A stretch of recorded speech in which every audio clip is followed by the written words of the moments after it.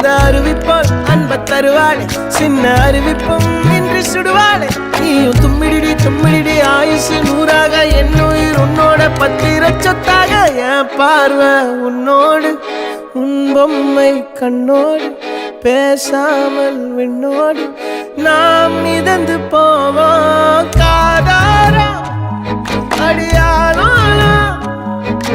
நான் தாங்க மாறோடு